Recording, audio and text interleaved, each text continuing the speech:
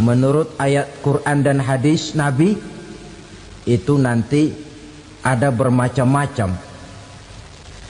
Ada orang beriman itu yang dimasukkan surga. Ada orang beriman itu yang dimasukkan ke dalam surga. Ada orang beriman itu yang disebut penduduk surga. Kenapa lain-lain, Pak? Karena waktu di dunia amalannya juga lain-lain. Ada orang beriman yang masuk surga. Ini paling murah tiketnya. Mau masuk surga? Kata Nabi begini, ma min abdin qala la ilaha illallah thumma mata ala dhalik illa dakhalal jannah. Kalau seorang hamba sudah mengucap dua kalimat syahadat, dia yakin dengan kebenaran kalimat itu sampai matinya, orang itu akan masuk surga. Abi Dzar yang waktu itu diajak bicara heran, ya Rasul kok gampang betul? Iya. Walaupun orang itu mencuri, iya. Walaupun orang itu berzina, iya. Biar dia mencuri, biar dia berzina, kalau dia sudah mengucap dua kalimat syahadat, dia yakin dengan kebenaran kalimat itu sampai matinya, itu orang akan masuk surga. Jadi masuk surga cukup dua kalimat syahadat, yakin sampai mati, masuk surga. Itu perkara masuk. Tapi kalau pertanyaannya diterusin, masuknya kapan, Pak? Nah, ini lain lagi urusannya. Sebab ada yang masuknya itu langsung, ada yang mampir dulu. Di sana tempat cuma dua, kalau tidak surga, neraka. Mau ke surga tapi mampir dulu, yang mampirnya jelas di neraka. Kenapa? Dalam hadis qudsi ada riwayat, nanti itu di akhirat, setelah Allah selesai mengatur penduduk surga masuk surga, yang neraka masuk neraka, Allah berkata kepada malaikat Malik, malaikat Malik, labaik ya Allah, itu bajingan-bajingan tengik, manusia-manusia durjana yang waktu di dunia tidak mau sujud, jauh dari ulama, gemar melakukan yang munkarat dan maksiat, hidup di tengah masyarakat selalu jadi bibit keonaran, kufur, sudah masuk neraka semua. Sudah ya Allah. Nah, kalau sudah, coba sekarang kamu masuk, Malik. Saya, iya,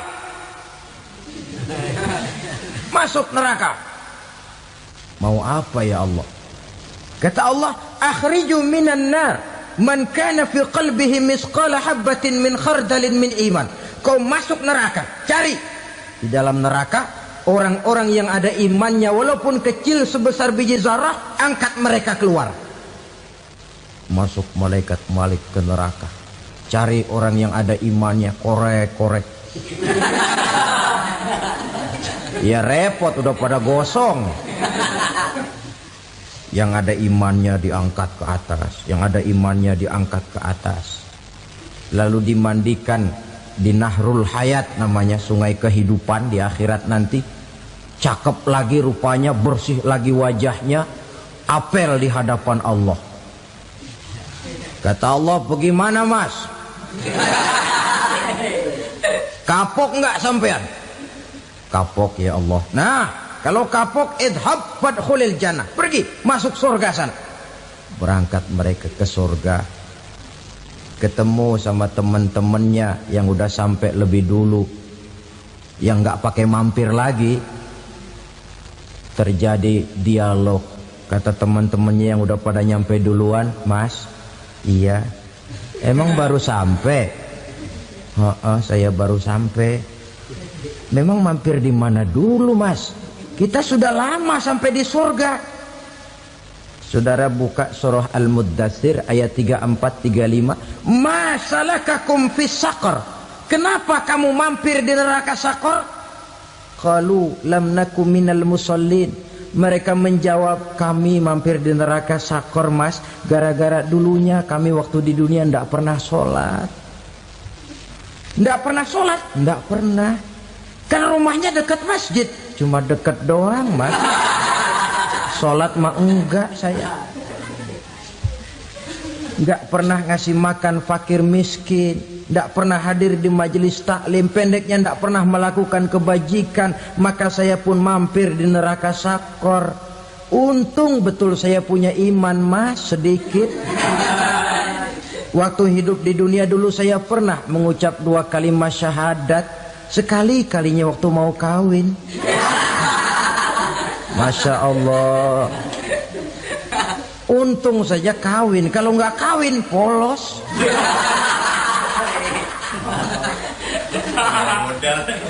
Itu juga pengulu sudah setengah mati ngajarin. Asyhadu alla, asyaduaan, asyaduaan.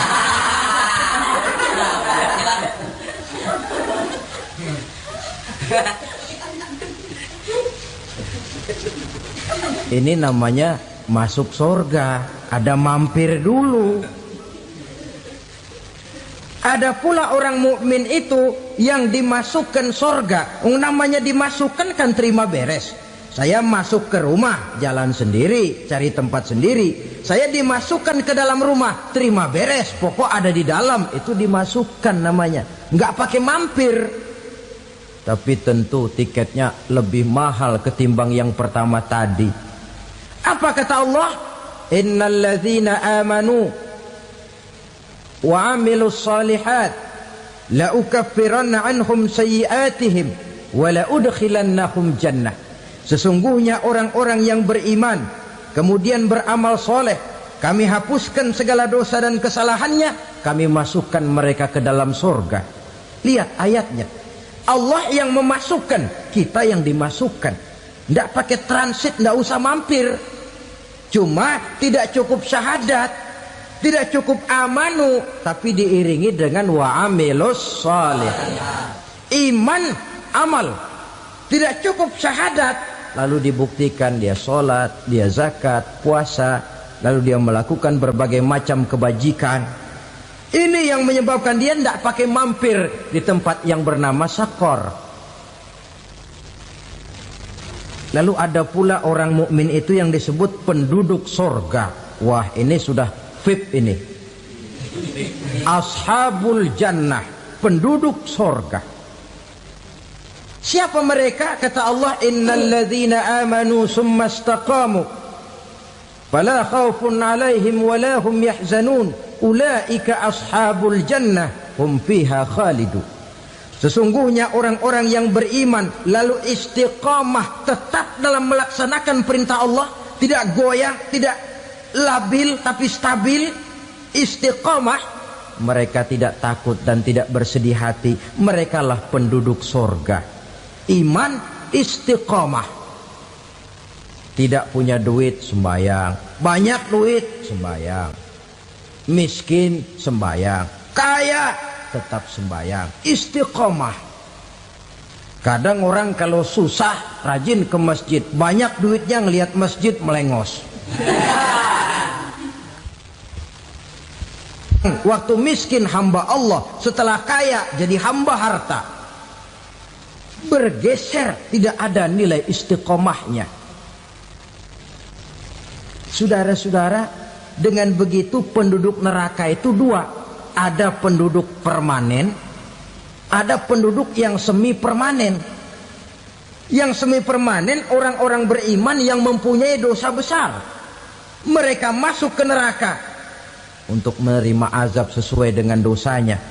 Bila selesai masa azab itu, mereka akan diangkat untuk ditempatkan kembali ke dalam surganya Allah Subhanahu wa ta'ala. Nah, dikala itulah saudara-saudara, ada yang disebut syafaat dari Rasulullah Sallallahu Alaihi Wasallam. Tapi tentu jangan lupa, syafaat ini ibarat kain menambal dia. Kita punya kain bolong-bolong sedikit, syafaat yang menambal.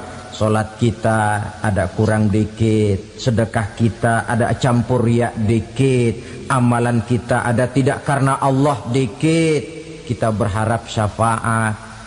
Jadi biarlah kain masih bolong-bolong, yang penting punya kain. Tapi kalau kainnya tidak ada, yang ditambal apanya?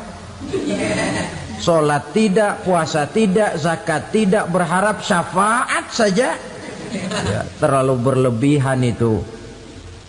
Saudara hadirin yang saya hormati, apabila selesai proses penghisaban, proses penghitungan, maka dikala itulah manusia terbagi dalam dua kelompok besar. Fariqun fil jannah wa fariqun fis sa'ir. Sekelompok orang-orang beruntung yang masuk ke dalam surga, dan sekelompok lagi masuk ke dalam neraka. Ibu-ibu, saudara-saudara kaum muslimin rahimakumullah. Pada pertemuan yang lalu sudah saya jelaskan bahwa hidup selalu berakhir dengan kematian. Apabila datang kematian menimpa seseorang, datanglah kiamat baginya. Itu yang disebut dengan kiamat kecil. Hakikatnya mati adalah perpindahan dari kehidupan di dunia ini menuju kehidupan di alam barzakh. Menunggu kita di alam barzakh sampai datangnya saat kiamat. Entah 10 tahun, entah 100 tahun, entah 1000 tahun, hanya Allah saja yang maha tahu. Adapun orang-orang beriman yang melakukan amal kebajikan dalam kehidupan di dunia ini, masa penantian yang lama di alam barzakh buat mereka sebentar saja. Tetapi bagi orang-orang kafir yang ingkar, yang tidak beriman kepada Allah, yang hidup di dunia cuma menumpuk-numpuk dosa, tentu penantian di alam barzakh akan merupakan waktu yang sangat lama. Bukankah dalam kehidupan kita waktu itu memang relatif? Contoh misalnya, bagi pemuda-pemudi yang sedang duduk asyik memadu cinta, waktu 4-5 jam saja rasanya cuma 4-5 menit. Tenggelam oleh keasikan. Tapi buat orang yang berbaring di rumah sakit, meratap di balik-balik apa itu tembok derita kata lagu, di balik dinding-dinding penjara, sehari bagai seminggu, seminggu rasa sebulan, sebulan boleh jadi rasa setahun. Penantian yang sangat lama. Kapan kiamat itu akan datang? Ini rahasia Allah. Jangankan kita yang orang awam, baginda Nabi sendiri tidak diberitahu oleh Allah kapan kiamat itu akan terjadi. Tetapi sungguh pun demikian, banyak hadis-hadis yang menjelaskan ciri atau tanda-tanda datangnya kiamat. Nah, kalau sudah bicara soal tanda, tanda kiamat itu ada dua. Pertama yang disebut alamatus sughra, tanda-tanda kecil. Ini waktunya masih ada tenggang. Ada yang dinamakan alamatul kubra, tanda-tanda besar. Artinya kiamat sudah diambang pintu. Apa tanda-tanda kecil dari datangnya hari kiamat itu?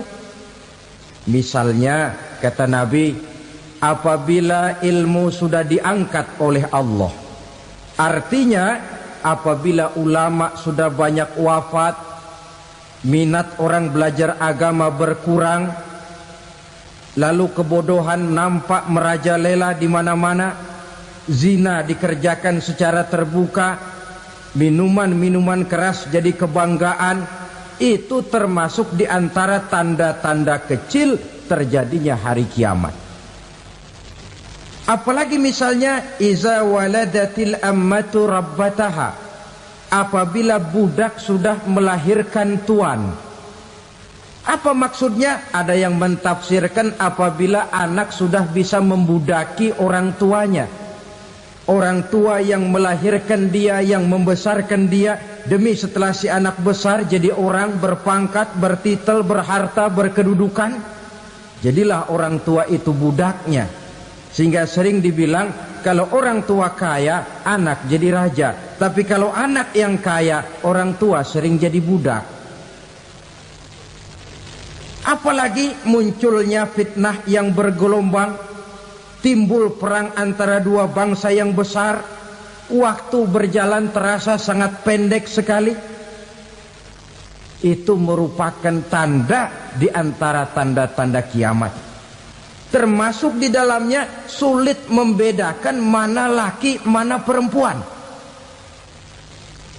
Kan kalau tanda-tanda kayak begini sekarang sudah banyak kita lihat kan?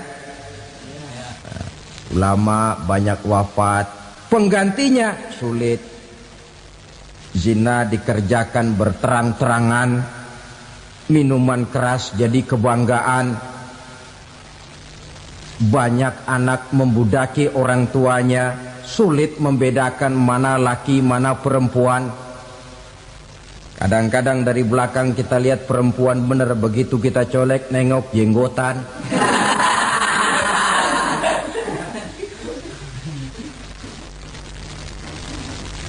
Ini termasuk tanda-tanda kecil, masih ada tenggang sampai akan terjadinya kiamat itu.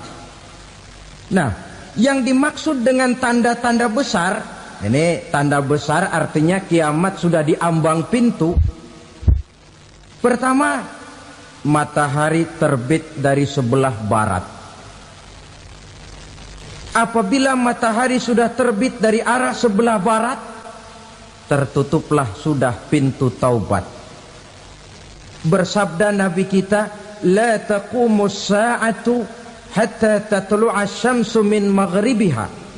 Tidak akan datang hari kiamat sampai matahari terbit dari arah sebelah barat.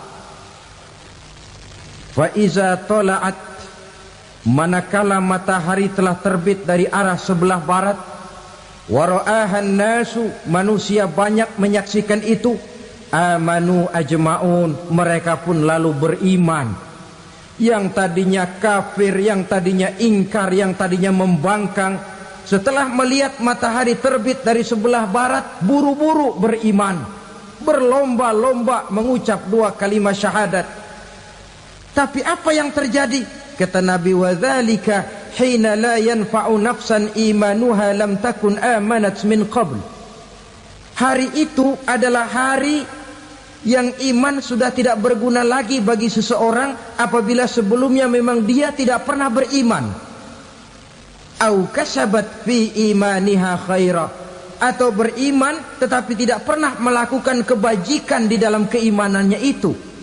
Hari yang sudah kasib, hari yang sudah terlambat, beriman tidak akan ada gunanya lagi. Ini pelajaran buat kita.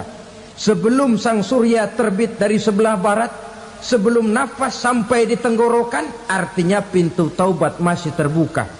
Kalau dua hal itu sudah terwujud, nafas sudah sampai di kerongkongan atau matahari sudah terbit dari arah sebelah barat, tertutuplah sudah pintu taubat.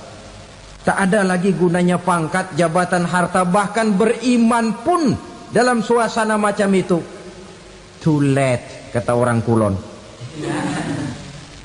Sudah terlambat. Matahari terbit dari arah sebelah barat. Itu tanda besar, artinya kiamat sudah diambang pintu. Lalu apalagi tanda besar? Munculnya Dajjal. Dajjal artinya pendusta-pendusta yang menyesatkan manusia. Ada dua macam Dajjal, saudara. Ada Dajjal kecil. Ini Dajjal kelas teri. Kalau ini sejak zaman Rasulullah sudah ada itu. Tiap zaman ada. Di zaman Rasulullah misalnya ada yang bernama Aswad al-Unsi dari Yaman. Ada yang namanya Musailamah Al-Kazzab dari Yamamah. Ada yang namanya Ibnu Sayyad dari Madinah. Ini dajjal-dajjal di zaman Rasul. Musailamatul Kazzab memproklamirkan diri jadi nabi dia. Di zaman Rasul masih hidup. Ini dajjal zaman Nabi. Di zaman sahabat muncul dajjal-dajjal. Di zaman kita sekarang ini dajjal-dajjal pun gentayangan. Dajjal-dajjal kelas teri. Kerjanya mendustakan manusia, menyesatkan manusia, memalingkan manusia dari jalan yang benar dan diridhoi oleh Allah Subhanahu wa taala. Adapun yang merupakan tanda besar dari datangnya kiamat, dajjal-dajjal kelas kakap. Pembohong-pembohong besar yang menyesatkan masyarakat manusia berpaling dari jalan Allah mengikuti jalan mereka. Apa sih ciri dajjal itu? Kata Nabi dalam hadis Bukhari Muslim, inna dajjala, sesungguhnya yang namanya dajjal itu yakhruju, satu saat akan muncul mendekati hari kiamat. Wa inna ma'ahu ma'an, si dajjal ini membawa air. Wa naran, dan juga membawa api. Dua simbol. Di tangan yang satu dia bawa air, di tangan yang satu dia bawa api. Wa ammal ladzi yarahu an-nasu ma'an fanarun, adapun yang orang banyak lihat air, hakikatnya adalah api. Yang dilihat api, hakikatnya adalah air. Oleh sebab itu, kalau api yang ditawarkan, ambillah air. Kalau air yang ditawarkan, pilihlah api. Maksudnya apa ini? Ini bahasa simbol, saudara-saudara. Dajjal bicaranya seolah-olah untuk kepentingan manusia. Menawarkan surga. Surga yang dia tawarkan hakikatnya neraka. Hai manusia, kalau kau mau bahagia, jangan dekat-dekat dengan agama. Solat itu tidak efektif dan efisien, tidak produktif dari segi ekonomi itu. Menghadiri majelis taklim cuma buang-buang waktu. Tahajud, tasbih, tahlil, baca Quran, apa itu? Pekerjaan mubazir saja. Hidup ini cuma sekali, masa yang cuma sekali, manfaatkan dengan sebaik-baiknya. Mumpung, dibawanya sifat mumpung tetapi dalam pengertian yang sangat negatif. Bicaranya seolah-olah untuk kepentingan manusia, tetapi sebenarnya menjerumuskan manusia. Menawarkan air, tapi sebenarnya api. Menawarkan api, tapi hakikatnya air. Buat apa kamu sholat? Buat apa kamu bayar zakat? Buat apa kamu puasa? Surga yang dicanangkan dajjal, hakikatnya neraka. Neraka yang digambarkan dajjal, pada dasarnya adalah surga. Jadi memutarbalikan fakta itu kerjaan dajjal. Yang hak jadi batil, yang batil dibilang hak, yang benar jadi salah, yang salah malah jadi benar. Tuntunan disuruh jadi tontonan, tontonan malah menjadi tuntunan. Itu pekerjaan dajjal profesinya. Zamannya Nabi Adam, dajjalnya kan iblis. Betul? Betul. Apa sih gang kerayuan iblis itu? Allah setelah menciptakan Nabi Adam kan bilang, Adam, kau dan istrimu Hawa tinggal di surga ini. Seluruh fasilitas yang ada di surga persilahkan kau nikmati. Satu yang tidak boleh, jangan coba-coba dekati pohon khuldi. Dekat saja jangan, apalagi sampai memetiknya. Datang dajjal yang namanya iblis ini. Adam, kamu tahu nggak kenapa tidak boleh makan buah khuldi? Ya nggak tahu, pokoknya saya dilarang. Bodoh kamu Dam. Khuldun artinya kekal. Kalau kamu makan itu buah, kau akan kekal di surga buat selamanya. Allah tidak kepengen, maka dilarang kamu makan buah khuldi. Kalau kau ingin kekal di surga Adam, makan saja. Saya bicara begini ini untuk kepentingan kamu Adam. Ini kan ciri-ciri Dajjal. Bicaranya sih seolah-olah untuk kepentingan Nabi Adam, hakikat sebenarnya menjerumuskan Nabi Adam supaya ingkar dan melanggar larangan dari Allah Subhanahu wa ta'ala. Jadi setelah muncul Dajjal, timbul kekacauan-kekacauan di masyarakat. Banyak yang terpengaruh, terpedaya dan terpesona. Termasuk mereka yang memproklamirkan diri jadi nabi, mereka yang memproklamirkan diri jadi rasul di zaman sesudah Rasulullah wafat. Itu adalah Dajjal. Maka saya ingatkan, kalau di zaman kita sekarang ini ada orang ngaku jadi nabi, ada orang ngaku jadi rasul, biar bahasa Arabnya kental, Quran hafal, hadis ribuan hadis hafal, biar pakai serban sampai menyengser ke tanah, bahasa Arabnya fasih, tapi dia mengaku jadi nabi, jadi rasul, kita umat Islam wajib tidak percaya. Wajib untuk tidak percaya. Itulah Dajjal zaman kita sekarang ini. Tidak mustahil mereka datang mempengaruhi orang awam supaya berpaling dari Rasulullah, mengikuti mereka. Nah, di akhir zaman nanti, mendekati hari kiamat, Dajjal ini muncul. Dajjal kelas kakap, menyesatkan masyarakat manusia untuk berpaling dari Islam, mengikuti seruan mereka. Apalagi di antara datangnya kiamat itu, tanda yang besar itu, turunnya Nabiullah Isa Al-Masih, putra Maryam. Menurut berbagai hadis yang sahih, Nabi Isa Al-Masih nanti akan turun lagi. Tidak membawa risalah yang baru, tapi meluruskan risalah Islam ini yang telah banyak ditinggalkan oleh masyarakat. Bahkan ada hadis menjelaskan beliau akan membunuh Nabi, mematahkan kayu-kayu salib, lalu melaksanakan haji dan umrah mengikuti syariat Nabi Muhammad, bukan membawa agama baru. Menjadi semacam mujaddid, reformer, menyelamatkan manusia dari bisikan Dajjal. Bahkan ada riwayat yang menjelaskan bahwa Nabi Isa berhasil mengalahkan Dajjal, mengembalikan masyarakat manusia kembali kepada ajaran Islam yang datang dari Allah, dibawa oleh Rasulullah Sallallahu Alaihi Wasallam. Dengan kata lain, turunnya Nabi Isa bukan sebagai Nabi dan Rasul baru, tetapi mengikuti syariat Nabi kita Muhammad Sallallahu Alaihi Wasallam. Saudara hadirin, ibu-ibu hadirat yang saya hormati, kemudian apalagi di antara tanda-tanda besar akan datangnya kiamat itu? Keluarnya asap atau awan. Kata Nabi, inna min asrati sa'ah dukhanan yamla'u ma bainal masyriqi wal maghrib. Di antara tanda-tanda kiamat, munculnya awan antara langit dan bumi.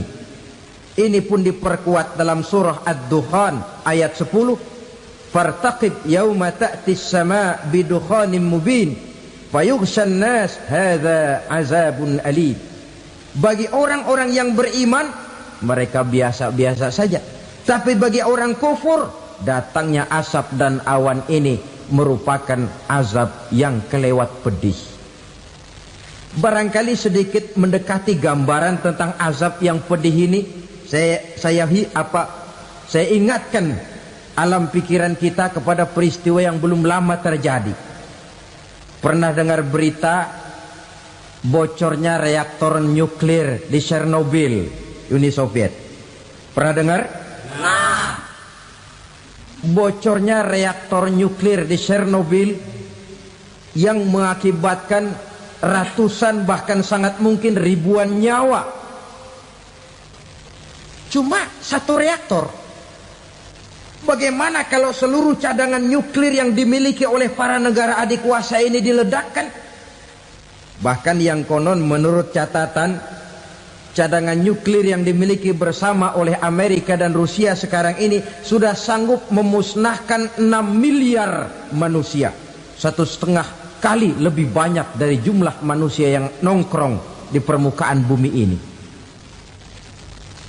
Saudara-saudara hadirin yang saya hormati,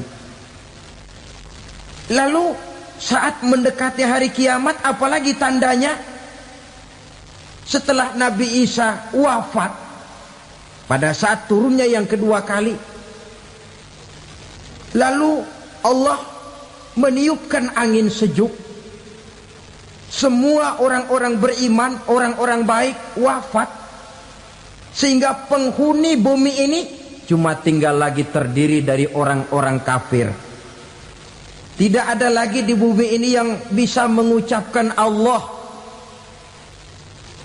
Sehingga dalam hadis qudsi itu ada keterangan, innallaha azza wa jalla yaqulu li Israfil. Allah pernah pesan kepada malaikat Israfil, kata Allah, Israfil, iza sami'ta qailan yaqul Allah Allah fa akhirin nafakh 40 sanatan ikraman liqailiha. Hai Israfil, apabila kau dengar di permukaan bumi masih banyak orang yang mengucapkan Allah Allah, maka tunda sangkakala kiamat itu 40 tahun. Untuk apa? Ikraman liqailiha, menghormati orang yang mengucapkan Allah Allah itu. Wah, jadi karena sekarang masih banyak yang mengucapkan Allah, besar hatilah kita, masih jauh kiamat itu. Tapi jangan lupa, kiamat pribadi, kiamat kecil itu yang gak kita sangka-sangka. Ajal datang mencabut nyawa, itu kiamat pribadi. Dan itu yang pasti kita hadapi. Dan itu yang membuat kita tidak boleh bersikap main-main di dalam kehidupan sekarang ini. Saudara hadirin yang saya hormati, tidak ada lagi orang-orang muslim. Seluruh penduduk dunia ini kafir. Lalu terciptalah struktur sosial yang berlandaskan prinsip hidup semau gue.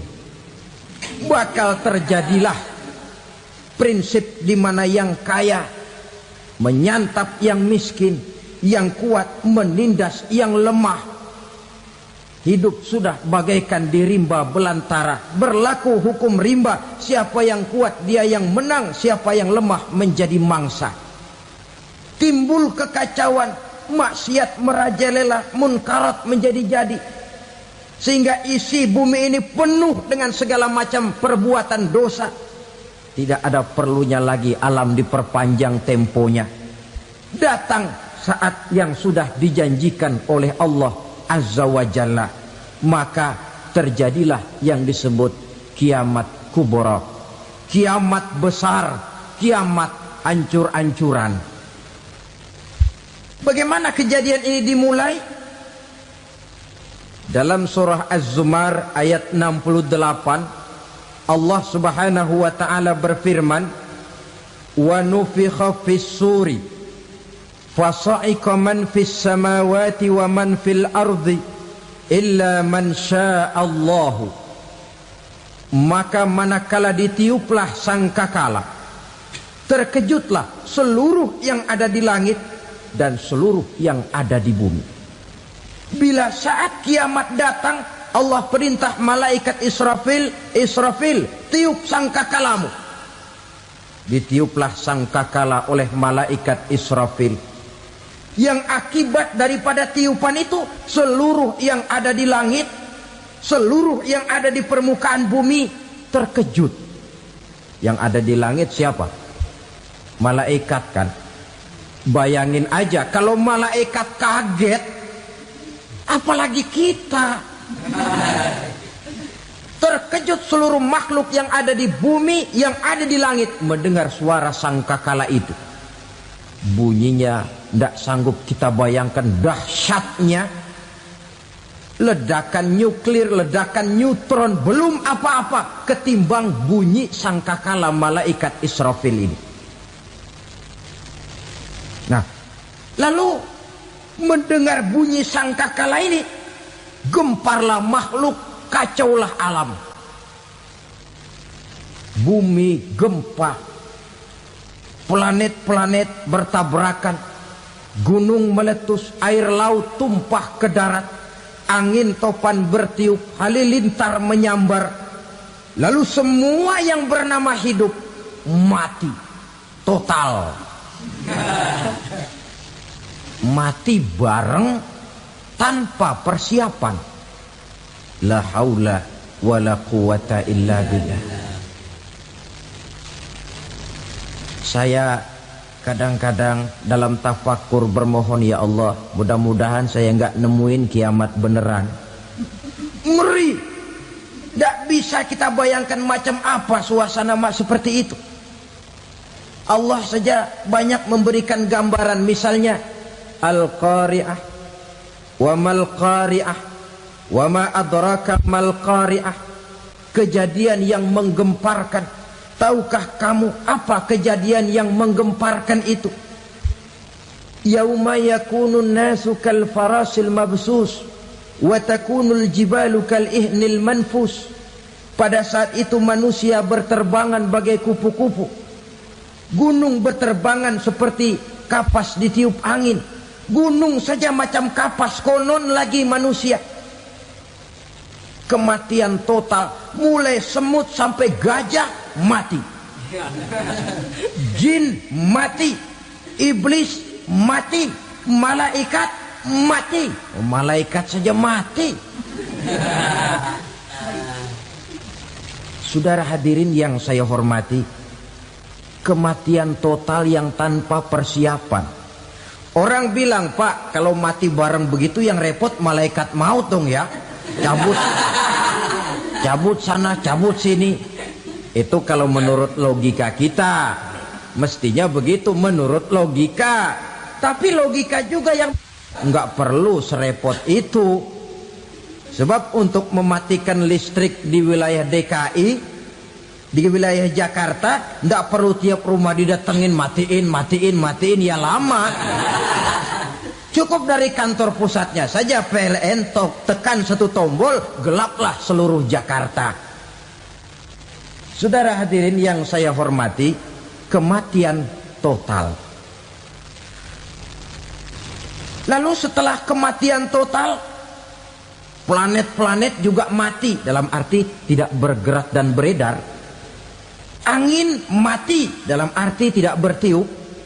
Air mati, dalam arti tidak ada riak gelombang. Pokoknya semua mati. Kullu nafsin za'iqatul maut. Semua yang bernafas mati. Dalam ayat lain, kullu man 'alaiha fan. Semua yang ada di permukaan bumi fana. Yang kekal cuma Allah Subhanahu wa ta'ala.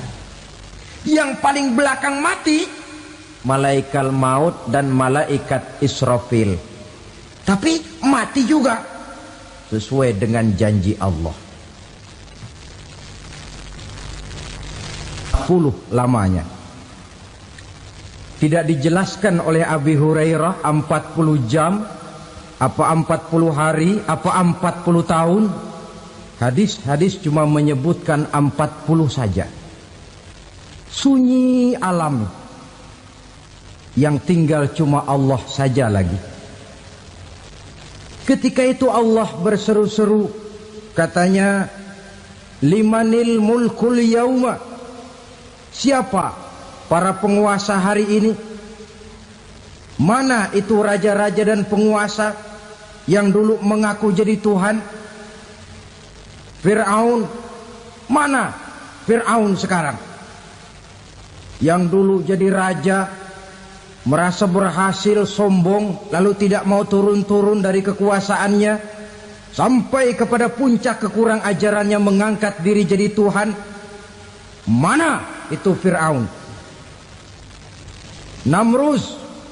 Mana sekarang Namrus? La ilaha illa ana.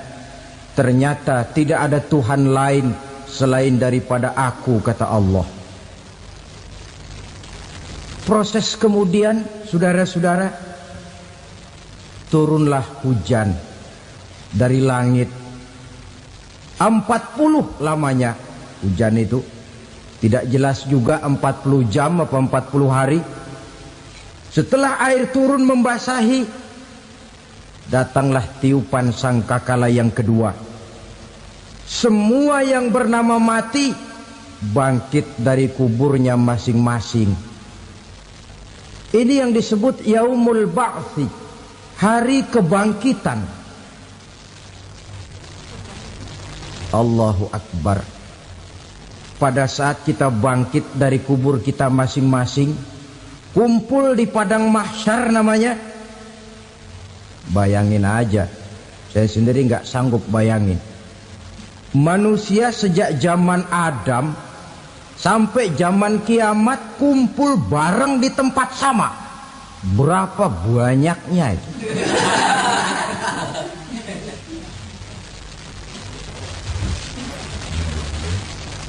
Dan yang luar biasa menurut satu riwayat, pada saat bangkit itu, Masya Allah, roman muka kita berubah, disesuaikan dengan amalan kita waktu di dunia ini. Barang siapa yang waktu di dunia amalannya itu amalan tikus, di akhirat nanti dia bangkit dari kubur, mukanya seperti muka tikus. Gagah betul badannya, tapi mukanya seperti tikus. Kenapa? Amalannya waktu di dunia seperti amalan tikus. Apa amalan tikus itu? Suka ngegeragoti barang yang sudah disimpan rapi-rapi. Orang sudah simpan uang rapi-rapi, simpan perhiasan rapi-rapi, digeragoti oleh tikus. Maling-maling, pencoleng-pencoleng, koruptor-koruptor. Itu nanti di akhirat nanti kita lihat mukanya seperti muka tikus. Oh ini waktu di dunia suka nyolong, mukanya seperti muka tikus. Barang siapa yang waktu di dunia ini amalannya itu amalan macan, dia akan bangkit nanti mukanya seperti muka macan. Apa amalan macan? Macan itu amalannya menang-menangan. Orang yang mau menang saja nggak mau mengalah. Coba lihat di hutan. Kenal hutan nggak? Di hutan, raja hutan di mana-mana pasti macan. Betul kan? Betul. Padahal hutan belum pernah bikin pemilihan umum. Tapi macan tidak peduli ada pemilihan umum apa tidak, pokok saya raja. Sebab apa? Macan jadi raja itu bukan karena benar, tapi karena kuat jadi raja.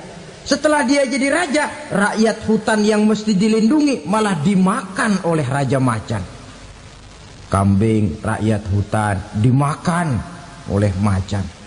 Ayam rakyat hutan dimakan oleh macan.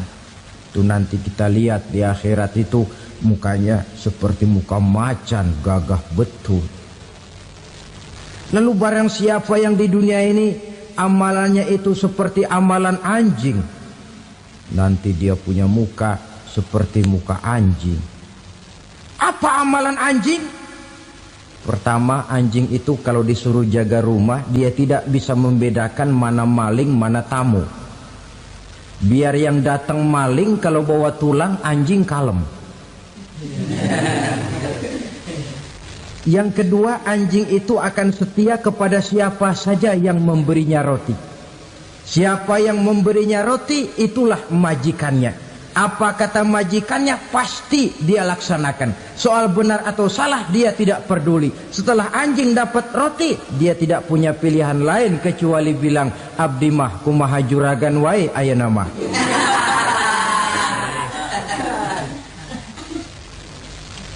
Saudara hadirin yang saya hormati, berkumpul di padang mahsyar, tiap orang sibuk dengan persoalannya masing-masing.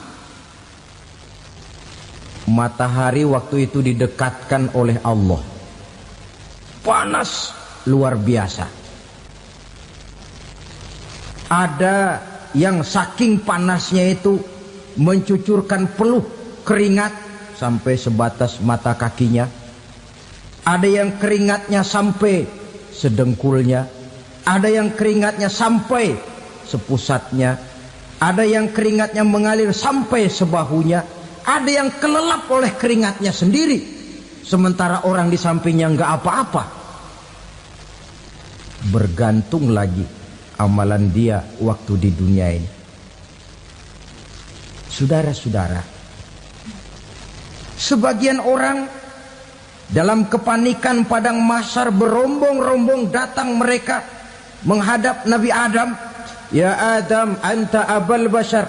Hai Adam, Tuhan adalah bapak moyang manusia. Kami sebentar lagi akan disidang, dimintakan pertanggungan jawab. Tolonglah kami, hai Adam. Kata Nabi Adam, jangankan nolongin sampean, saya sendiri tanggung jawab di hadapan Allah ketika dulu tidak boleh makan khuldi, saya serobot. Sudahlah, urus diri masing-masing saja, nafsi. Begitu kata Nabi Nuh, begitu kata Nabi Ibrahim. Tiap orang bertanggung jawab sendiri-sendiri.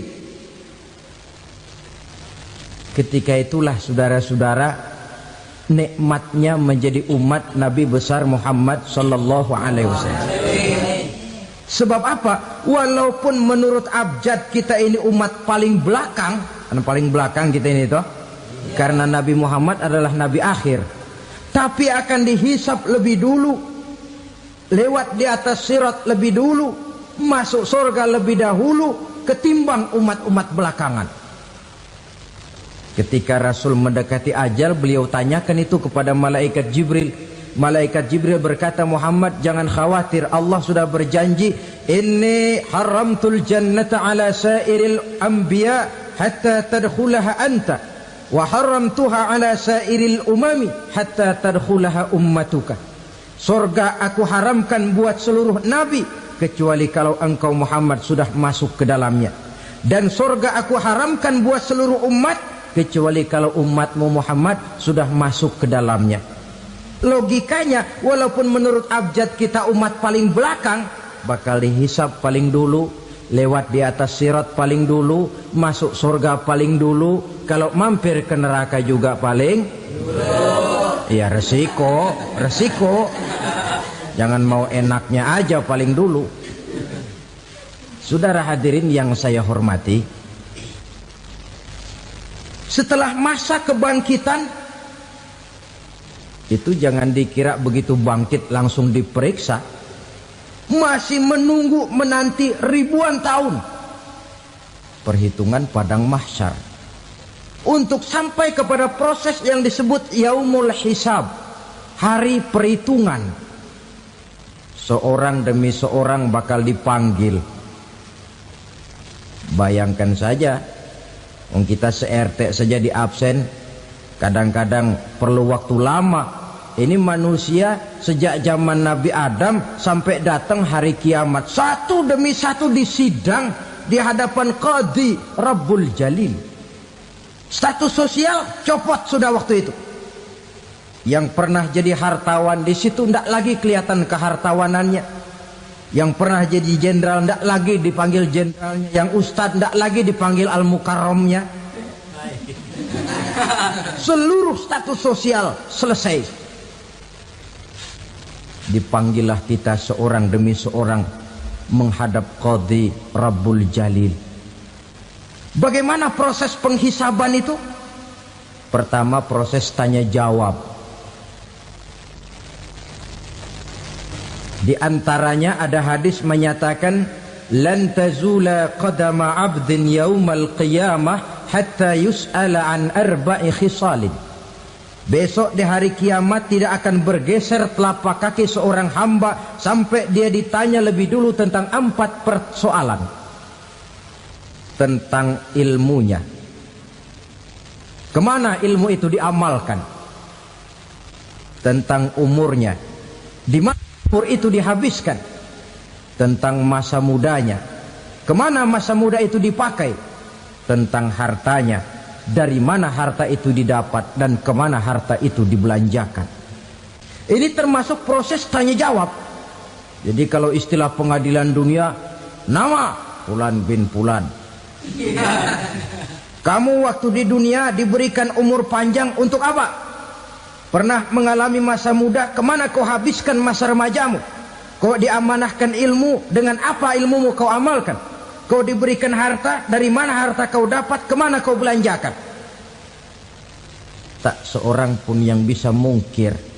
Sebab apa? Dikala itu yang menjadi saksi bukan orang. Yang menjadi saksi adalah seluruh anggota badan kita.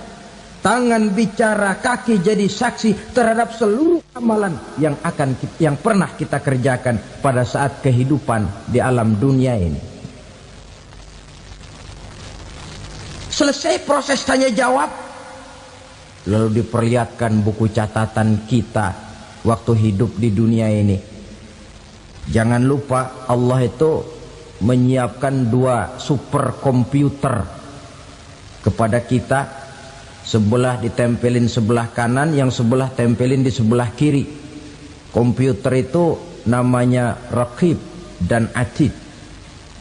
2 malaikat yang apabila baik kita lakukan, refleks saja akan menulis kebajikan kita. Jahat kita kerjakan akan tertulis. Catatan itu nanti diperlihatkan kepada kita. Waduh, alangkah malunya pada saat diperlihatkan catatan kita, buku rapot kita merah melulu. Barangkali diperiksa sambil diomelin, brengsek lo. Buku merah melulu begini, bagaimana waktu hidup di dunia? Tidak cukup diperlihatkan buku catatan kehidupan, rekaman kehidupan. Rekaman kehidupan kita secara utuh sejak terlahir sampai ajal datang merenggut nyawa. Barangkali mirip dengan video sekarang ini, di mana terekam dengan baik seluruh kegiatan kita, sejak yang sekecil-kecilnya sampai kepada yang sebesar-besarnya. Untuk kemudian kita pun menerima balasan. In khairan fa khairun wa in syarran fa syarrun. Kalau baik ya baik balasannya, kalau jahat ya jahat juga balasannya. Catatan-catatan kita diberikan. Kalau banyak kebajikannya diberikan di tangan kanan dengan cara yang halus. Kalau banyak kejahatannya diberikan dari sebelah kiri atau dilempar dari belakang. Itulah sebabnya sejak di dunia ini kita sudah mohon kepada Allah. Ketika berwudu membasuh tangan kanan, apa kita bilang? Allahumma a'tini kitabi biyamini wa hasibni hisaban yasira. Ya Allah, berikan saya kitab di tangan kanan, dan kalau saya memang perlu dihisap, hisaplah saya yang seringan-ringannya. Tangan kiri berlindung kita kepada Allah, jangan sampai diberikan kitab di tangan kiri atau dari arah sebelah belakang. Wa a'udzubika an tu'tiya kitabi bishimali aw min wara'i zuhri, dari arah sebelah belakang. Na'udzubillah min dzalik. Setelah selesai lewat proses penghisaban, lewat mizan, timbangan,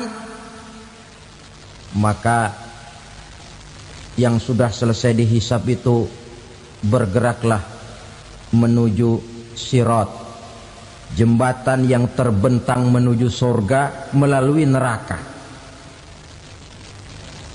Saudara-saudara, panjangnya perjalanan sirat itu memakan waktu ratusan tahun.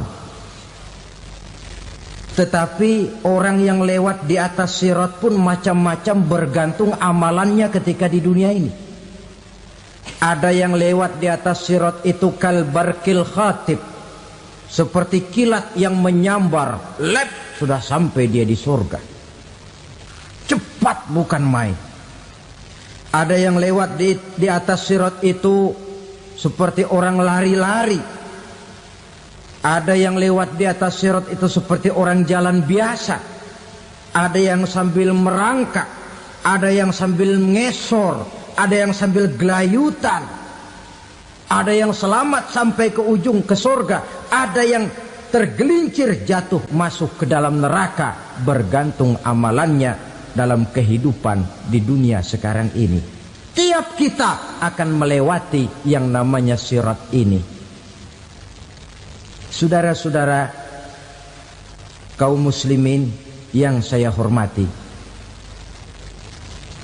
dengan demikian mereka yang selamat melalui sirat sampai ke terminal akhir surga, mereka yang ketika dihisab ternyata banyak kejahatannya daripada kebaikannya, mereka singgah di dalam neraka.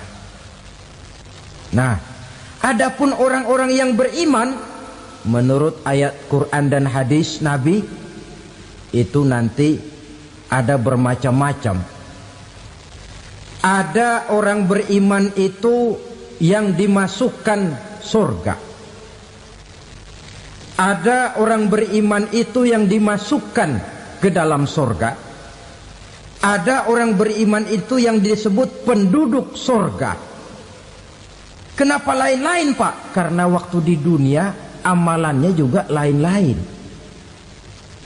Ada orang beriman yang masuk surga. Ini paling murah tiketnya. Mau masuk surga? Kata Nabi begini, ma min abdin qala la ilaha illallah thumma mata ala dhalik illa dakhalal jannah. Kalau seorang hamba sudah mengucap dua kalimat syahadat, dia yakin dengan kebenaran kalimat itu sampai matinya, orang itu akan masuk surga. Abi Dzar yang waktu itu diajak bicara heran, ya Rasul kok gampang betul? Iya. Walaupun orang itu mencuri, iya. Walaupun orang itu berzina, iya. Biar dia mencuri, biar dia berzina, kalau dia sudah mengucap dua kalimat syahadat, dia yakin dengan kebenaran kalimat itu sampai matinya, itu orang akan masuk surga. Jadi masuk surga cukup dua kalimat syahadat, yakin sampai mati, masuk surga. Itu perkara masuk. Tapi kalau pertanyaannya diterusin, masuknya kapan, Pak? Nah, ini lain lagi urusannya. Sebab ada yang masuknya itu langsung, ada yang mampir dulu. Di sana tempat cuma dua, kalau tidak surga, neraka. Mau ke surga tapi mampir dulu, yang mampirnya jelas di neraka. Kenapa? Dalam hadis qudsi ada riwayat, nanti itu di akhirat, setelah Allah selesai mengatur penduduk surga masuk surga, yang neraka masuk neraka, Allah berkata kepada malaikat Malik, malaikat Malik, labaik ya Allah. Itu bajingan-bajingan tengik, manusia-manusia durjana yang waktu di dunia tidak mau sujud, jauh dari ulama, gemar melakukan yang munkarat dan maksiat, hidup di tengah masyarakat selalu jadi bibit keonaran, kufur, sudah masuk neraka semua. Sudah ya Allah. Nah, kalau sudah, coba sekarang kamu masuk, Malik. Saya, iya, masuk neraka. Mau apa ya Allah? Kata Allah, akhriju minan nar man kana fi qalbihi misqala habatin min khardalin min iman. Kau masuk neraka, cari di dalam neraka orang-orang yang ada imannya walaupun kecil sebesar biji zarah, angkat mereka keluar. Masuk malaikat Malik ke neraka, cari orang yang ada imannya, korek-korek. Ya repot, udah pada gosong. Yang ada imannya diangkat ke atas, yang ada imannya diangkat ke atas, lalu dimandikan di Nahrul Hayat, namanya sungai kehidupan di akhirat nanti. Cakep lagi rupanya, bersih lagi wajahnya, apel di hadapan Allah. Kata Allah, bagaimana mas? Kapok nggak sampean? Kapok ya Allah. Nah, kalau kapok, idhab fadkhulil jannah, pergi masuk surga sana. Berangkat mereka ke surga. ketemu sama teman-temannya yang udah sampai lebih dulu, yang nggak pakai mampir lagi. Terjadi dialog. Kata teman-temannya yang udah pada nyampe duluan, "Mas, iya, emang baru sampai?" Saya baru sampai." "Memang mampir di mana dulu, Mas? Kita sudah lama sampai di surga." Saudara buka surah Al-Muddatsir ayat 34-35. "Ma salakakum fis saqar?" Kenapa kamu mampir di neraka Saqar? Qalu lam naku minal musallin. Mereka menjawab, kami mampir di neraka Saqar, Mas, gara-gara dulunya kami waktu di dunia tidak pernah sholat. Tidak pernah sholat? Tidak pernah. Kan rumahnya dekat masjid. Cuma dekat doang, Mas. Sholat mah enggak saya. Enggak pernah ngasih makan fakir miskin, enggak pernah hadir di majelis taklim, pendeknya enggak pernah melakukan kebajikan, maka saya pun mampir di neraka Saqar. Untung betul saya punya iman, Mas, sedikit. Waktu hidup di dunia dulu saya pernah mengucap 2 kalimat syahadat, sekali-kalinya waktu mau kawin. Masya Allah. Untung saja kawin, kalau nggak kawin polos.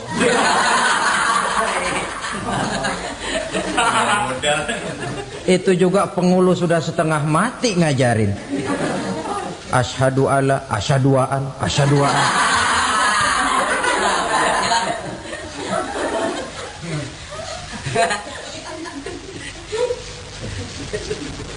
Ini namanya masuk surga, ada mampir dulu. Ada pula orang mukmin itu yang dimasukkan surga. Namanya dimasukkan kan terima beres. Saya masuk ke rumah, jalan sendiri, cari tempat sendiri. Saya dimasukkan ke dalam rumah, terima beres, pokok ada di dalam, itu dimasukkan namanya. Nggak pakai mampir. Tapi tentu tiketnya lebih mahal ketimbang yang pertama tadi. Apa kata Allah? Innal ladzina amanu wa amilus salihat la ukaffiranna anhum sayyi'atihim wa la udkhilannahum jannah. Sesungguhnya orang-orang yang beriman kemudian beramal soleh, kami hapuskan segala dosa dan kesalahannya, kami masukkan mereka ke dalam surga. Lihat ayatnya. Allah yang memasukkan, kita yang dimasukkan. Tidak pakai transit, tidak usah mampir. Cuma tidak cukup syahadat, tidak cukup amanu, tapi diiringi dengan wa'amilus salih. Iman, amal. Tidak cukup syahadat, lalu dibuktikan dia sholat, dia zakat, puasa, lalu dia melakukan berbagai macam kebajikan. Ini yang menyebabkan dia tidak pakai mampir di tempat yang bernama Saqar. Lalu ada pula orang mukmin itu yang disebut penduduk surga. Wah, ini sudah VIP ini. Ashabul jannah, penduduk surga. Siapa mereka? Kata Allah, innal ladzina amanu summa istaqamu fala khaufun 'alaihim wala hum yahzanun ulaika ashabul jannah hum fiha khalidun. Sesungguhnya orang-orang yang beriman lalu istiqamah, tetap dalam melaksanakan perintah Allah, tidak goyang, tidak labil tapi stabil, istiqamah, mereka tidak takut dan tidak bersedih hati. Merekalah penduduk surga. Iman, istiqamah. Tidak punya duit, sembayang. Banyak duit, sembayang. Miskin, sembayang. Kaya, tetap sembayang. Istiqamah. Kadang orang kalau susah rajin ke masjid, banyak duitnya ngelihat masjid melengos. Waktu miskin hamba Allah, setelah kaya jadi hamba harta. Bergeser, tidak ada nilai istiqomahnya. Saudara-saudara, dengan begitu penduduk neraka itu dua. Ada penduduk permanen, ada penduduk yang semi permanen. Yang semi permanen orang-orang beriman yang mempunyai dosa besar. Mereka masuk ke neraka untuk menerima azab sesuai dengan dosanya. Bila selesai masa azab itu, mereka akan diangkat untuk ditempatkan kembali ke dalam surganya Allah Subhanahu wa ta'ala. Nah, dikala itulah saudara-saudara, ada yang disebut syafaat dari Rasulullah Sallallahu Alaihi Wasallam. Tapi tentu jangan lupa, syafaat ini ibarat kain menambal dia. Kita punya kain bolong-bolong sedikit, syafaat yang menambal. Solat kita ada kurang dikit, sedekah kita ada campur riak dikit, amalan kita ada tidak karena Allah dikit, kita berharap syafaat. Jadi biarlah kain masih bolong-bolong, yang penting punya kain. Tapi kalau kainnya tidak ada, yang ditambal apanya? Solat tidak, puasa tidak, zakat tidak, berharap syafaat saja. Ya, terlalu berlebihan itu. Saudara hadirin yang saya hormati, apabila selesai proses penghisaban, proses penghitungan, maka dikala itulah manusia terbagi dalam dua kelompok besar. Fariqun fil jannah wa fariqun fis sa'ir. Sekelompok orang-orang beruntung yang masuk ke dalam surga, dan sekelompok lagi masuk ke dalam neraka. Bapak-bapak, ibu-ibu, saudara-saudara kaum muslimin rahimakumullah. Dunia ini penuh dengan berbagai macam kesibukan. Sejak dari petani yang turun ke ladang, pedagang yang berangkat ke pasar, pelajar yang menuju sekolah, sampai kepada pegawai yang berangkat ke kantor, seluruhnya tidak lain untuk mencari sesuatu yang bernama bahagia. Setiap orang menginginkan kebahagiaan, dan tidak seorang pun menginginkan kesengsaraan dalam kehidupan ini. Namun nyatanya, tidak setiap orang yang ingin bahagia mengetahui jalan yang harus ditempuhnya untuk sampai kepada kebahagiaan itu. Maka pada kesempatan pertemuan kali ini, saya ingin menyampaikan sebuah hadis dari junjungan kita baginda Nabi besar Muhammad sallallahu alaihi wasallam yang termuat dalam kitab Mukhtarul Ahadits An-Nabawiyah, di mana beliau bersabda, arba'un min sa'adatil mar'i. Ada 4 perkara yang merupakan tanda dari orang bahagia. Saya mau tanya, di antara saudara-saudara yang hadir di sini, apa ada yang kepengen jadi orang sengsara? Seluruhnya tentu ingin mendapatkan kebahagiaan. Maka menurut resep dari Nabi kita, tanda orang bahagia itu 4. Jadi kalau saudara ingin bahagia, harus mempunyai 4 perkara ini. Yang pertama, orang bahagia itu kata Nabi, darun wasi'un. Punya rumah biar bagus asal gede. Enak ngaturnya. Daripada sudah punya rumah kecil, adanya di pinggir kali, gubuk, kalau hujan bocor, miring lagi, kiamat. Loh, kalau gitu Islam materialis dong. Hadis ini boleh diartikan dengan makna hakiki, arti yang sebenarnya. Boleh diartikan dengan makna majazi, arti kiasan. Kalau dia diartikan dengan arti kias, maka yang dimaksud darun wasi'un ay qalbun wasi'un. Rumah yang luas tidak lain daripada hati yang lapang. Karena di situ kunci kebahagiaan yang sebenarnya. Walaupun kita cuma tinggal di petak berukuran 2 kali 3 meter, kalau hati kita luas-luas rasanya rumah itu. Tapi biar rumah kita halamannya saja puluhan ribu hektar, ada kolam renangnya, kamar tidurnya tidak lagi terhitung. Kalau hati yang menempati rumah itu sempit, maka akan terasa sempit jugalah rumah itu. Tempat bergantungnya tidak lain adalah hati.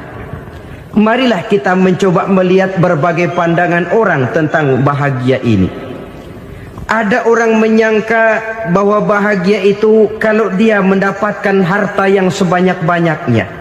Siapa yang banyak harta, dialah raja. Apa yang dia mau seluruhnya bisa dibeli. Keamanannya dia bisa menyewa petugas. Seluruh fasilitas untuk menyenangkan kehidupannya bisa dibeli. Pendeknya, hartalah segala-galanya dalam kehidupan. Sampai ada pepatah mengatakan, innad darahima fil amakini kulliha taksur rijala mahabatan wa jalala. Sesungguhnya harta, dinar, dirham, uang di mana-mana selalu bikin hebat orang yang memilikinya.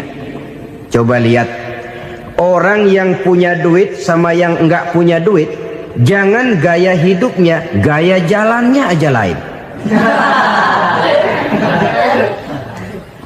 Wahia lisanun liman arada fasahatan, wahia silahun liman arada qitala. Uang adalah senjata yang paling ampuh bagi orang yang mau pergi perang, dan lidah yang paling fasih bagi orang yang mau bicara. Kalau bicara dengan lidah macet, cobalah bicara dengan harta, lancar. Sampai ada pepatah demikian, segalanya bisa diatur dengan harta.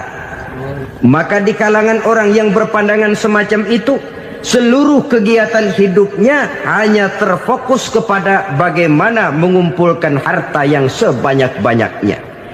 Tidak peduli halal haram, tidak kenal sore pagi siang dan malam, tidak sempat sujud, jauh dari agama, jauh dari kehidupan yang bersifat ruhaniyah, jauh dari Allah dan sebagainya. Sampai dalam Al-Quran dikelompokkan dalam kelompok yang dinamakan lumazah. Allazi jama'a malahu wa'addadah yahsabu anna malahu akhladah. Mereka mengumpul-ngumpulkan harta sebanyak-banyaknya dan menyangka bahwa harta yang banyak itu dapat mengekalkan hidupnya, mengekalkan kekayaannya, mengekalkan kebahagiaannya. Saudara hadirin yang berbahagia, kalau pandangan hidup ini benar, artinya kalau harta memang merupakan satu-satunya hal yang dapat membuat orang bahagia, tentu di rumah mewah tidak akan pernah ada tangis derita. Tentu di satu tempat di mana fasilitas hidup serba menunjang tidak ada yang namanya penderitaan. Tapi suka dan duka, sedih dan gembira, senyum dan tawa adalah milik setiap orang, baik dia punya harta maupun dia tidak punya harta. Nyatalah bahwa harta semata-mata bukan merupakan jaminan bahwa orang akan bahagia. Walaupun tanpa harta orang sulit untuk bahagia. Saya mau cerita, ada orang super kaya, namanya Aristotle Onesimus, raja tanker Yunani. Dia punya kapal tanker saja konon sampai 11 banyaknya. Punya perusahaan penerbangan yang disebut Olympic Airlines. Punya hotel di berbagai kota besar di dunia ini, sejak dari New York, London, Paris, Rome dan sebagainya. Bahkan punya pulau yang dia namakan Pulau Scorpio. Ini kan namanya sudah kaya nggak tanggung-tanggung, punya pulau. Nah, dia punya 2 orang anak, yang satu laki-laki namanya Alexander, yang satu perempuan namanya Maria Onesimus. Seluruh harapannya tertumpah kepada anak lakinya Alexander ini, yang akan meneruskan usahanya, meneruskan kekayaannya, meneruskan dinastinya. Apa yang terjadi?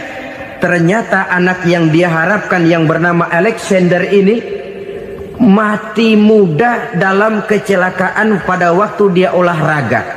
Apa olahraganya? Namanya olahraga anak orang kaya, golongan jet set. Olahraganya olahraga pesawat terbang. Jatuh, ya nggak kapungut, habis mati. Tinggal satu anak perempuannya, Maria Onesimus.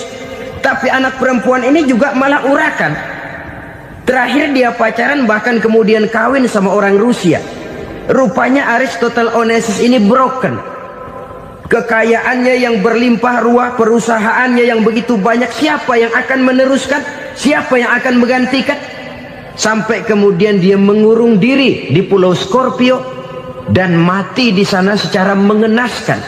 Seorang multi jutawan, seorang yang super kaya mati menyendiri di pulau sepi, ibarat kata pepatah, anak ayam mati di lumbung. Bukan kekurangan makanan, keurugan makanan. Begitu kehidupan Aristotle Onassis. Dan banyak orang-orang yang sudah demikian kaya sampai dibingungkan oleh kekayaannya sendiri. Telusurilah kehidupan David Rockefeller misalnya, Henry Ford misalnya, Adnan Khashoggi misalnya. Multi jutawan yang kadang-kadang dibuat keder oleh kekayaannya sendiri. Pantas ketika Imam Ali ditawarkan orang, "Ya Ali, kalau kepadamu disuruh pilih ilmu atau harta, kau pilih mana?" Ya jelas pilih ilmu dong. Kenapa? Pertama, ilmu kalau kita berikan kepada orang lain tambah.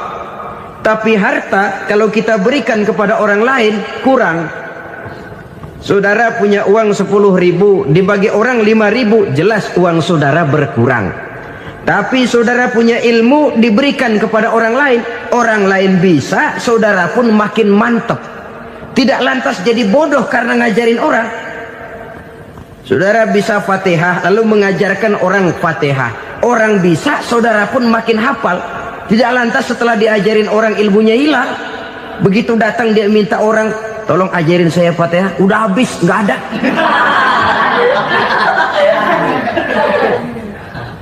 Yang kedua kata Imam Ali, ilmu menjaga kita. Kalau harta kita yang harus jaga. Makin banyak ilmu makin terpelihara diri seharusnya. Tetapi makin banyak harta makin bingung kita jaganya. Sampai kadang-kadang kalau perlu seluruh keliling rumah dipasangi alarm. Belum cukup disewakan anjing besar-besar, pasang di depan pintu, awas anjing galak. Masih belum cukup juga, cari centeng tukang-tukang kepruk jaga rumah. Masih terasa belum aman, padahal rumahnya dikelilingi tembok besar. Di balik tembok ada pintu-pintunya tebal. Di balik pintu itu terbuka masuk kamar, kamar pun ada pintunya, pintunya pun kuat. Masuk ke dalam kamar ada lemari, lemarinya pun pintunya kuat, dikunci, kuncinya pun kuat. Tapi terhadap seluruhnya yang timbul cuma sekedar was-was saja. Kesimpulannya sekali lagi, tanpa harta orang memang sulit untuk bahagia. Tapi harta semata-mata tidak merupakan jaminan orang akan bahagia. Dengan hati yang luas, itu modal utama untuk mencapai kebahagiaan hidup. Orang yang hatinya luas, saudara-saudara, punya hati yang lapang, melihat kenyataan hidup ini, dia bersyukur senantiasa kepada Allah. Lantas tidak timbul hasud dan iri hatinya. Oleh karena itu, jiwanya selalu lapang. Kalau tidak, cupik hati namanya. Dangkal pandangan, tidak senang melihat orang lain dapat nikmat, dan itu sering dijadikan contoh. Kalau orang yang lapang dada, dia lihat tetangganya beli TV baru, dia berkata, "Alhamdulillah ya, tetangga kita beli TV, mudah-mudahan kita bisa ikut nonton." Lapang dadanya.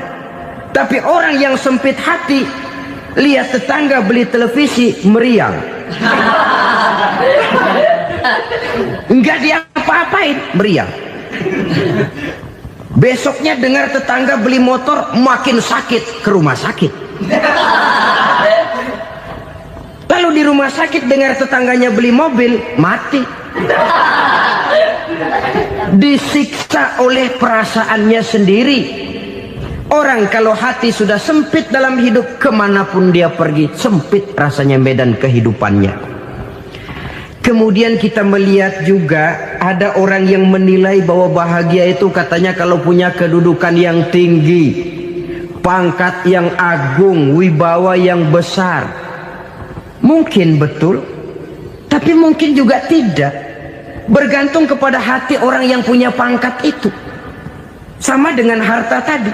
Harta akan membawa bahagia kalau dia jatuh ke tangan orang yang berhati lapang. Tapi harta akan jadi bencana kalau jatuh ke tangan hati orang yang sempit.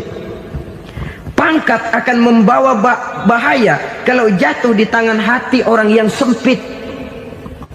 Lebih dari itu, kenyataan mengajarkan kepada kita bahwa ternyata pangkat dan jabatan tidak selamanya memberikan kebahagiaan dalam kehidupan. Bahkan resikonya kelewat besar. Beberapa bukti kita bisa ambil dari para pemimpin dunia yang menjadi korban lantaran pangkat dan jabatan yang disandangnya. Saudara ingat Presiden Abraham Lincoln dan John Kennedy dari Amerika? Dibunuh orang. Park Chung-hee dari Korea Selatan, Ziaur Rahman dari Bangladesh, Anwar Sadat dari Mesir, terakhir Indira Gandhi dari India, menjadi korban dari pangkat dan jabatan yang disandangnya dari orang-orang yang tidak senang dia memegang jabatan itu. Dia akan mudah mengundang bencana, sehingga pantas kalau seorang presiden terkemuka Amerika, Harry Truman namanya, dia mengatakan jabatan presiden itu, kata dia, seperti orang nunggang macan, naik macan. Harus kita taiki, kalau enggak dia bakal nerekam kita, ngeri katanya. Adapun orang yang hatinya lapang, kalau dia menerima pangkat dan jabatan, dianggapnya itu satu kesempatan untuk berbuat baik. Tapi orang yang berhati sempit, menerima pangkat dan jabatan, bukan kadang-kadang menerima, malah berusaha setengah mati mencapai dengan segala cara. Kalau perlu jilat atas, jilat atas. Jadi golongan sumuhun dawu. Jadi kelompok kulon nuwun, yes sir, yang kerjanya cuma oke bos. Kalau perlu jilat atas, jilat atas. Kalau perlu injak yang bawah, injak yang bawah. Perlu sikut kiri kanan, sikut kiri kanan. Yang penting pangkat dapat, jabatan dapat. Orang yang semacam ini, kalau sudah mempunyai pangkat dan jabatan, biasanya dia tidak menganggap itu sebagai amanah, tidak menganggap sebagai kesempatan berbuat baik, tapi malah kesempatan untuk memperturutkan hawa nafsunya yang dilatar belakangi oleh kesempitan hatinya tadi. Apalagi kalau orang memperoleh pangkat karena banyak mengeluarkan uang. Seakan-akan pangkat dan jabatan itu sekarang macam proyek, pakai tender. Siapa yang berani bayar segini, naik. Nggak berani, minggir. Padahal logikanya, kalau orang mencapai satu jabatan karena banyak mengeluarkan uang, hampir bisa dipastikan bahwa setelah jabatan itu dia pegang, langkah pertama yang akan dilakukannya ialah berusaha bagaimana uang yang dia keluarkan supaya kembali. Ya paling kurang pulang modal dulu dong. Soal mikirin rakyat soal nanti, tapi ini modal harus pulang. Itu celakanya kalau orang memperoleh pangkat dan jabatan cuma karena banyak mengeluarkan uang. Jarang orang yang mempunyai keyakinan dan pandangan bahwa pangkat dan jabatan merupakan amanah. Jadi sekali lagi, pangkat dan jabatan mungkin saja membawa kebahagiaan kalau jatuh ke tangan orang yang berhati lapang. Tapi bisa jadi bencana kalau dia jatuh ke tangan orang yang mempunyai hati yang sempit. Dan lagi-lagi stresnya hati yang lapang. Lalu sebagian orang, saudara, ada yang berpandangan katanya bahagia itu kalau jadi orang terkenal, mempunyai popularitas, menjadi idola di kalangan remaja, di kalangan orang tua, di segala lapisan masyarakat. Padahal makin populer orang, makin terikat dia. Ya kalau macam kita ini kan nggak punya nama, nggak populer, tengah malam buta mau nongkrong di warung Tegal aman. Tapi pangkat, jabatan, kedudukan, popularitas menyebabkan kita diikat dengan berbagai macam peraturan. Cuma mandi sama ke WC saja yang nggak dikawal.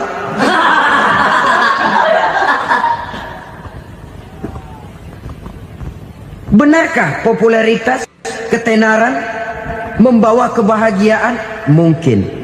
Ya, tapi mungkin juga tidak. Kenapa? Banyak orang-orang populer yang mengakhiri hidupnya secara tragis. Kita ambil beberapa nama. Di Amerika tahun 60-an ada bintang seksi paling terkenal yang dijuluki sex bomb. Bom seks. Sampai sekarang jadi legenda, namanya Marilyn Monroe. Singkatan doublenya itu inisialnya MM, Marilyn Monroe. Terkenal, top, sampai dia mati tahun 62. Namanya sekarang masih saja dibicarakan orang. Kenapa dia bunuh diri? Tidak punya hartakah dia? Banyak. Kurang populerkah dia? Seluruh dunia mengenalnya. Sejak rakyat kecil sampai pejabat tinggi dia punya hubungan. Kenapa? Jenuh.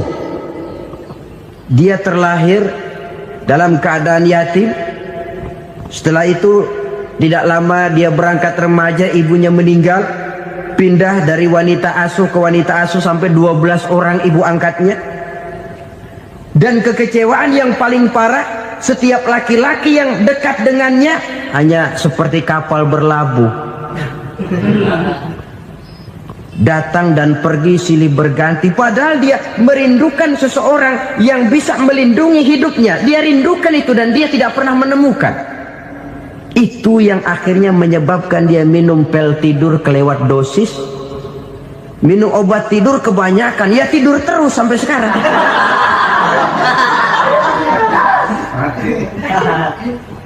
Dia mengakui, saya telah memiliki ketenaran, tapi saya tidak pernah hidup dalam ketenaran itu. Saya pandai main sandiwara, tapi saya ingin hidup dalam alam yang real sebagaimana umumnya orang. Itu yang dia rindukan.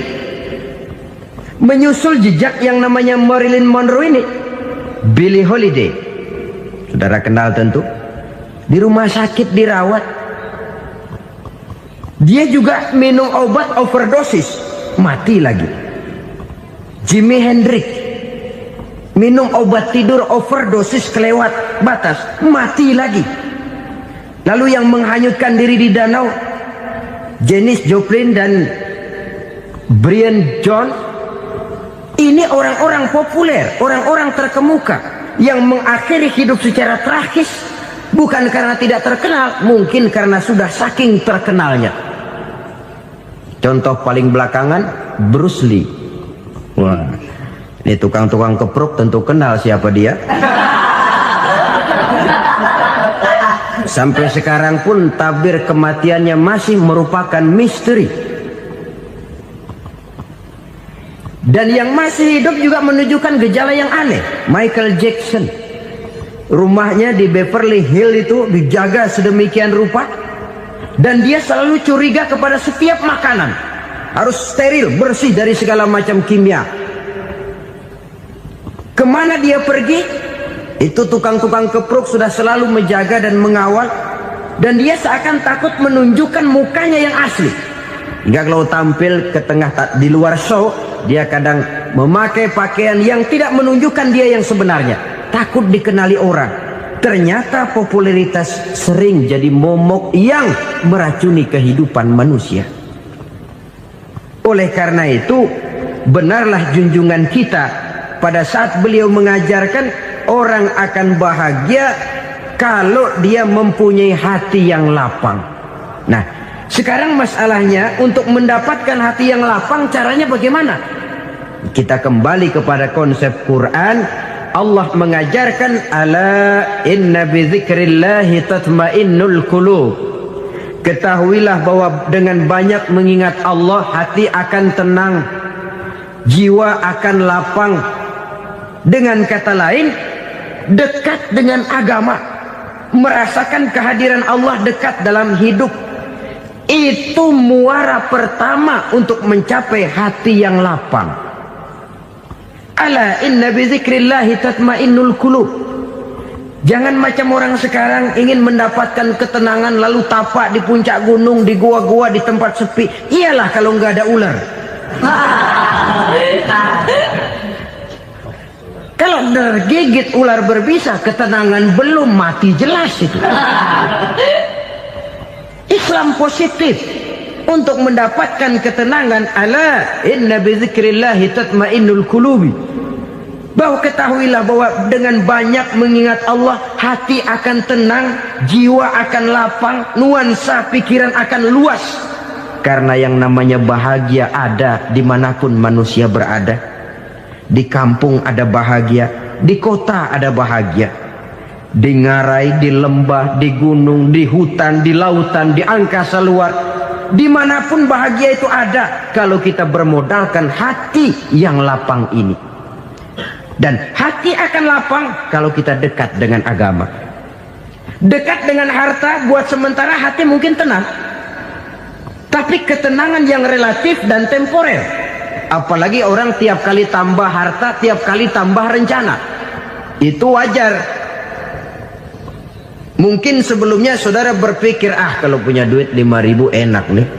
Begitu punya duit 5.000, aduh sayang kalau 10.000 aja.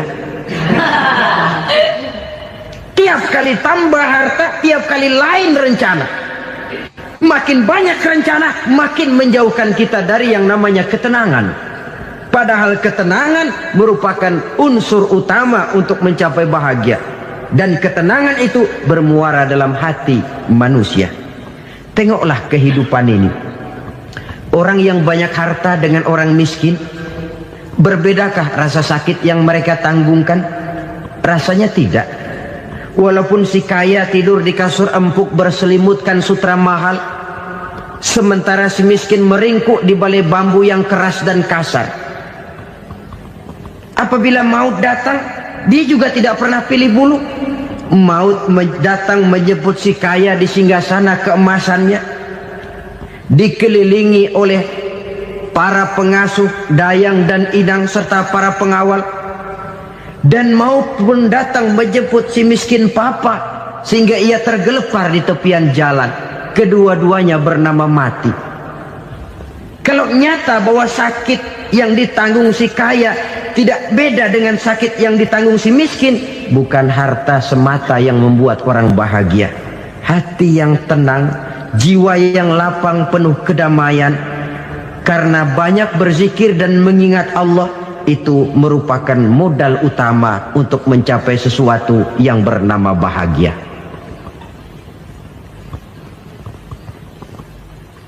Saudara hadirin yang saya hormati, inilah yang pertama dari 4 ciri yang digambarkan oleh Nabi tentang tanda-tanda orang bahagia. Dan harus berangkat dari yang pertama ini, hati yang lapang. Ini yang harus kita miliki lebih dahulu. Baru nanti akan menyusul kepada poin yang ketiga, kedua, dan selanjutnya. Sebab kalau hati sudah terisi dengan jiwa yang lapang, seluruh persoalan insya Allah akan bisa kita atasi dengan sebagaimana mestinya. Yang kedua sekarang, tanda orang bahagia menurut baginda Nabi, markabun syariah. Orang bahagia itu, kata beliau, punya kendaraan biar cepat asal lancar. Artinya kemana dia mau pergi mudah. Apa maksud hadis ini? Kalau kita kaji lebih dalam, kendaraan itu kan alat transportasi. Transportasi tidak lain adalah usaha memudahkan komunikasi. Pindah dari situ kepada teori bahwa manusia adalah zon political, makhluk bermasyarakat yang tidak bisa memenuhi kebutuhan hidupnya secara sendirian.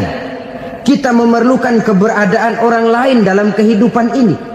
Untuk memakai baju saja kita sudah perlukan petani yang tanam kapas, pabrik yang memintal kapas jadi benang, pabrik yang menenun benang jadi kain, sampai kepada mesin jahit, sampai kepada tukang jahit. Itu cuma untuk memakai pakaian saja. Tidak seorang pun di antara kita yang sanggup memenuhi kebutuhan hidupnya secara sendiri. Kita perlu orang lain. Maka kebebasan dalam arti mutlak, kebebasan tanpa batas, itu tidak mungkin ada dalam kehidupan. Karena kita mengadakan yang disebut interaksi sosial. Setiap kegiatan kita tentu melibatkan orang lain.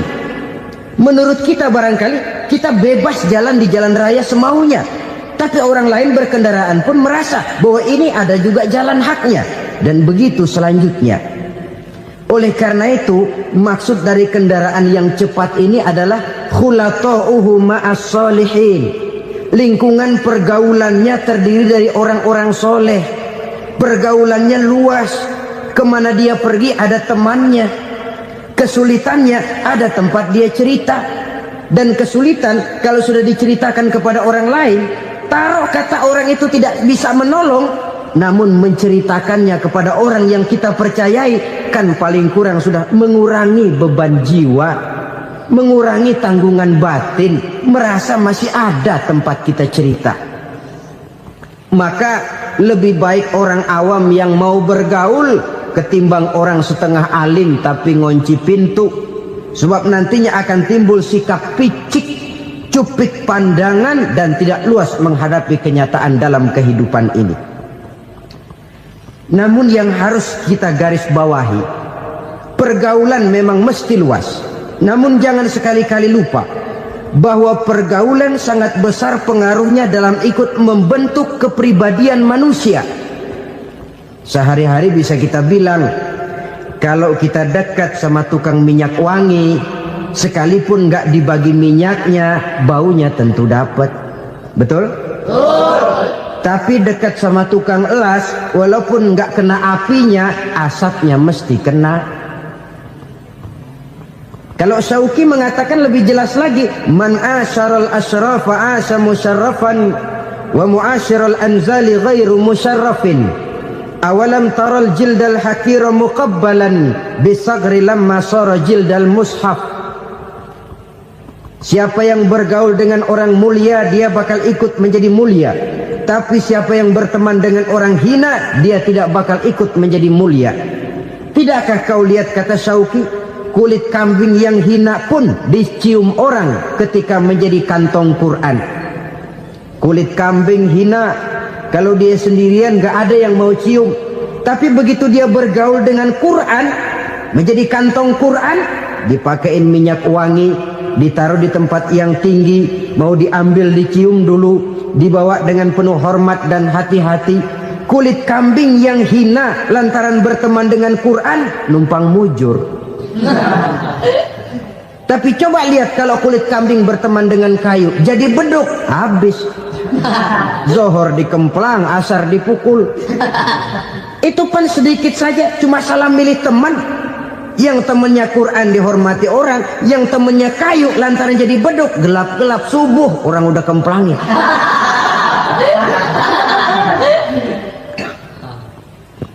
Maka terus